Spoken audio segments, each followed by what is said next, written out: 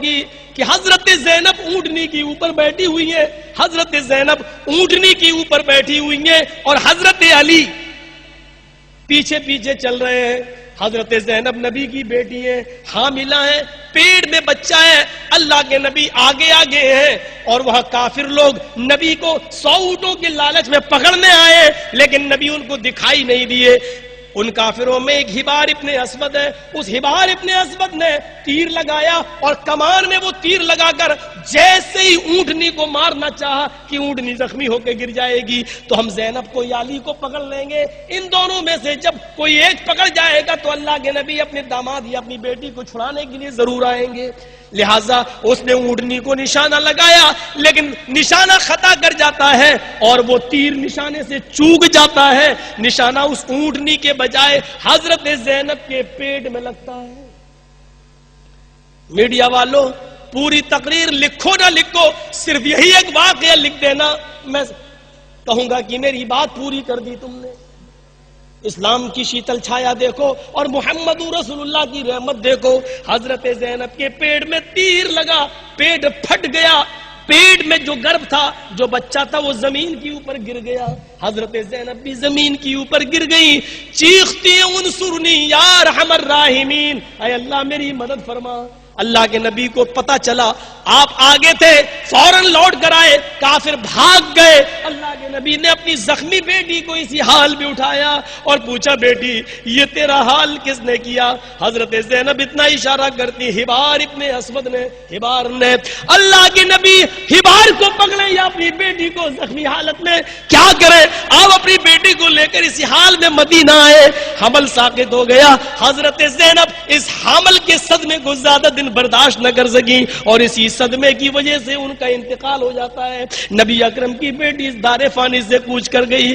اللہ کے نبی قبر میں اپنی بیٹی کو اتارتے، مٹی دیتے وقت آپ کی آنکھوں میں آنسو آ گئے۔ صحابہ کہنے لگے، اللہ کے نبی آپ کے بھی آنکھوں میں آنسو۔ آپ نے فرمایا، اللہ نے اولاد کی محبت ہر باپ کے دل میں ڈالی ہے، یہ فرد محبت کے آنسو ہے، نوحہ اور ماتم کے آنسو نہیں ہے، چیخ و پکار کے نہیں ہے۔ اللہ نے ہر اولاد کی محبت اس کے باپ کے دل میں ڈالی ہے۔ یہ میری وہ بیٹی تھی زینب جو میرے دین میں بہت ماری گئی، دین میں بہت ستائی گئی، اس کو طلاق دی گئی، ابو لہب کے بیٹوں نے طلاق دی، میری ایک اور بیٹی اور زینب کو یہ میرے راستے میں، میرے دین کے راستے میں پوری زندگی ستائی جاتی رہی، یہاں تک کہ میرے خاطر اس دین کے راستے پہ چلتے چلتے یہ شہید بھی ہو گئی۔ آج اس کی روح بھی نکل گئی۔ آپ اپنی بیٹی کو دفن کر چکے اور اسی مدینہ میں آپ رہنے لگے۔ 10 سال مدینہ میں رہے، پھر 10 سال کے بعد مکہ فتح ہو گیا اور مکے میں کافروں میں اعلان کرتے ہیں کہ آج تم سے کوئی بدلہ نہیں لیا جائے گا، تم سب آزاد ہو، لیکن ایک ایک اور اپنے جرم کی معافی مانگو، ہم سب کو معاف کرنے کے لیے تیار ہیں۔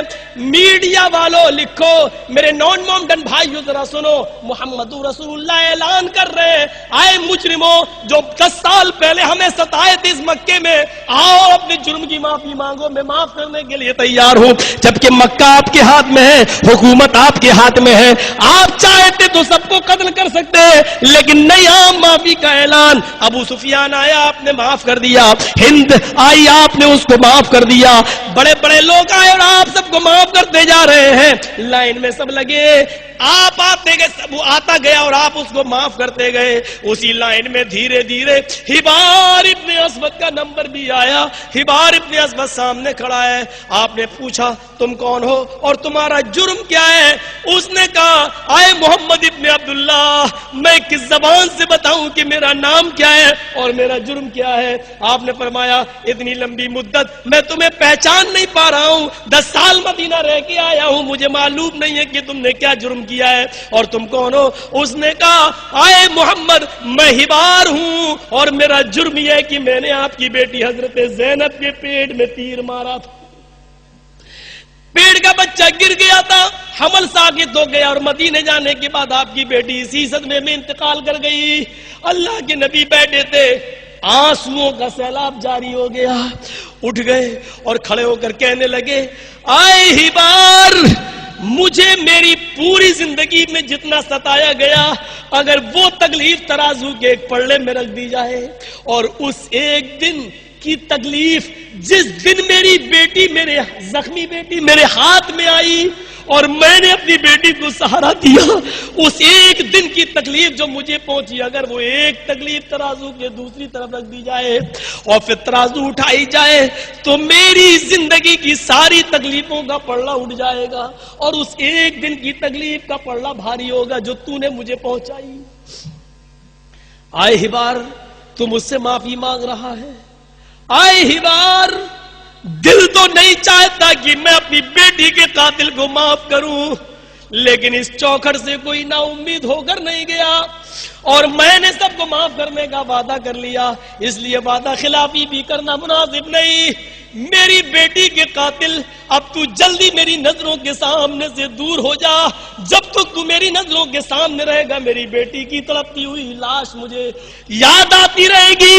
آئے حبار، جا جا، اے میری بیٹی کے قاتل جا، میں نے تجھے بھی معاف کر دیا، جا میں نے تجھے بھی بخش دیا، جا میں نے تیرے خون کو بھی نظر انداز کر دیا، اب تو جلدی سے میری نظروں کے سامنے سے ہٹ جا۔